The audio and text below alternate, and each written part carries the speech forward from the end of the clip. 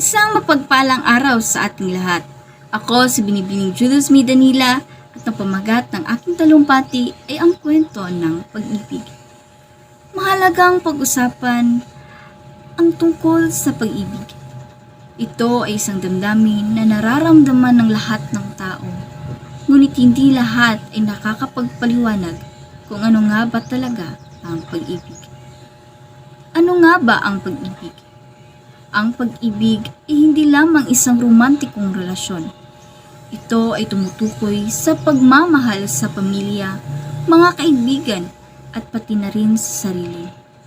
Ito ay tumutukoy sa pagtanggap sa mga pagkakaiba at pagbibigay suporta sa mga taong mahalaga sa atin.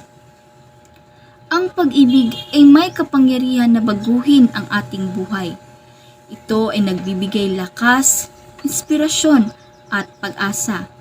Ito ay nagpapaalala na hindi tayo nag-iisa at may mga taong nagmamahal sa atin. Ngunit ang pag-ibig ay hindi madali. Ito ay may mga pagsubok at mga pagkakataon na kailangan nating harapin. Kailangan natin na magtiwala, magpatawad at magmahal na walang kondisyon. Sa huli, ang pag-ibig ay isang pagpipilian.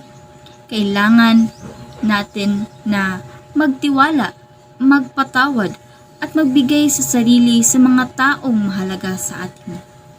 Kaya't hayaan natin na ang pag-ibig ay ang maghari sa ating mga puso at hayaan natin ito ay magbigay ng lakas, inspirasyon at pag-asa at hayaan natin na ito ay magbigay ng isang magandang buhay na puno ng pagmamahal at kasiyahan.